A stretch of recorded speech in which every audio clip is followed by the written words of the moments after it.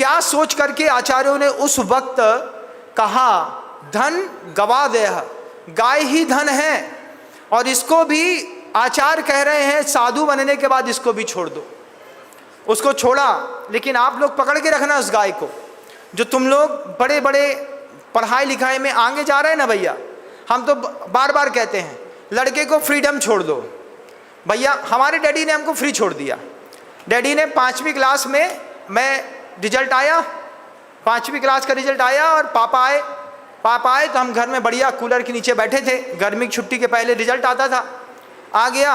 अब देखा पापा पूछते हैं हमसे क्या हुआ जैन साहब पढ़ाई के मामले में। अब क्या बोलते, पापा हैं। रिजल्ट हाथ में दिया और भग करके मम्मी के पास जाकर के छुप गए। छोटा सा था। पापा ने रिजल्ट देखा 3rd डिवीजन। जैसे 3rd डिवीजन देखा तो पिताजी ने हमको बुलाया, बुला करके पास में ला करके बोलते हैं तुम एक नियम लो, तुम जीवन में कभी फेल नहीं होगे। चाहे तुम 1st डिवीजन आओ, चाहे गुड 2nd आओ, चाहे 2nd आओ, चाहे 3rd आओ, जिस दिन तुम फेल होगे उसी दिन हम तुम्हारे ही नाम स्कूल से काट देंगे। हम कभी नहीं पूछेंगे कि तुम कौन डिवीजन आए, तुम कभी फेल बस नहीं होना, ये हमारा तुमको आशीर्वाद है। पिताजी ने कहा हमने उस बात को गांठ बांध ली कि मैं जीवन में कभी पढ़ाई में फेल नहीं होऊंगा और कभी मैं जीवन में 1st डिवीजन नहीं आया। हमेशा या तो कभी गुड 2nd या तो 3rd, 2nd 3rd, 2nd 3rd आता रहा। लेकिन जितना दिमाग मैं पढ़ाई में देता था उतने दिमाग से मैंने पूरी दुनिया देखी। बिजनेस देखा, व्यवसाय देखा, ट्रेन का चढ़ाना देखा, ट्रांजिस्टर का खुलना देखा, टीवी का खुलना देखा, पानी का ऊपर चढ़ना देखा, मोटर पंप लगाना देखा, गाड़ी चलाना देखा, ट्रक चलाना देखा।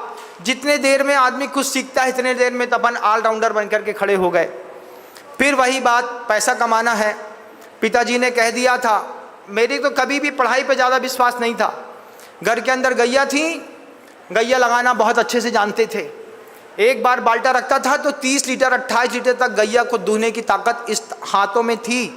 गाय को दूहोगे ना, 4 गैया दूहोगे तो 4थी गैया में हाथ जवाब दे जाता है, ऐसा होने लगता है, दर्द होने लगता है। आराम से दूहते थे। पिताजी कहते थे कुछ नहीं तो एक अच्छा गुड सेल्समैन तो घर के अंदर है ही। लेकिन आज लगता है कि अगर गैया का भी पालन लालन किया होता तो आज सभी लोग करोड़पति होते। जिनके घरों में गरीबी है, जिनके घरों के बच्चे 5,000, 7,000, 10,000, 12,000 रुपए का नौकरी कर रहे हैं, वे गौ पालन करें। गौ पालन करेंगे उनके जीवन में समृद्धता बढ़ेगी। गौ पालन करें, नहीं संभाल पाए 3 साल तक संभालो गैया, 3 साल तक तुम गैया को संभालना, फिर गैया की संतति पूरी जिंदगी भर तुम्हारे परिवार को पालेगी। और नहीं तो वो अमेरिका वाला जो ट्रंप है वो तो तैयार हो ही गया है। उसने तो कह ही दिया है कि हम तुम्हारे भारत में दूध बेचेंगे बेचेंगे और बेचेंगे चाहे कुछ हो जाए। जब उसको दूध में पैसा दिख रहा है तो तुमको दूध में पैसा क्यों नहीं दिख रहा? तुम क्यों परेशान हो रहे हो?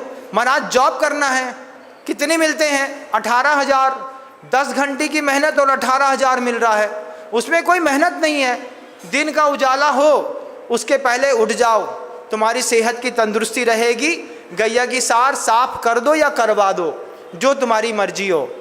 या तो लेबर लगा करके सार साफ करवा दो, गाय को बाहर ढील दो, एक बार उसको भूसा खिला दो, छोड़ दो तो घर में चर करके जंगल में चर के आ जाएगी। शाम को भूसा खिलाओ, दूध निकालो, सुबह भी शाम भी, सुबह भी शाम भी। घर की गैया होगी 3 टाइम देती है, और जो डेयरी फार्मिंग होती हैं वे 2 टाइम देती है। मेरे घर में गैया थी 3 टाइम दूध देती थी। सुबह 6 बजे लगाओ, 1:30 बजे फिर लगाओ, रात में 9 बजे फिर लगाओ। उसके दूध से परेशानी थी, इतना दूध देती थी। उसको बेच दिया पिताजी ने, बेच दिया तो घर से बाहर गैया गई नहीं। तब समझ में आया कि गैया परिवार का सदस्य है, इसको बेचा नहीं जाता। लेकिन समृद्धता बढ़ेगी तो गाय से।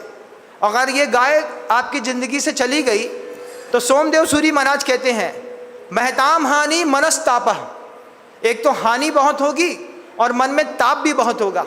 आज आप लोग तरसते होंगे अपने बच्चे को 1 लीटर शुद्ध गाय का दूध मिल जाए। अगर आपके घर के अंदर गैया पल रही होती तो आपको इस तरीके की तरसना नहीं पड़ता। इस गाय को आचार्यों ने धन की संज्ञा दी है। 1 घंटा आपका होने को आया। इस संवाद को हम कल पुनः जारी रखेंगे। समय के अभाव के कारण शब्दों को विराम देते हैं। गुरुदेव श्री विद्यासागर जी महाराज। जय हिंद दोस्तों, अगर आपको मेरी वीडियो अच्छी लगती है तो प्लीज़ मेरे चैनल को लाइक, शेयर, सब्सक्राइब करिए और इसी तरह से अपना प्यार देते रहिए। धन्यवाद।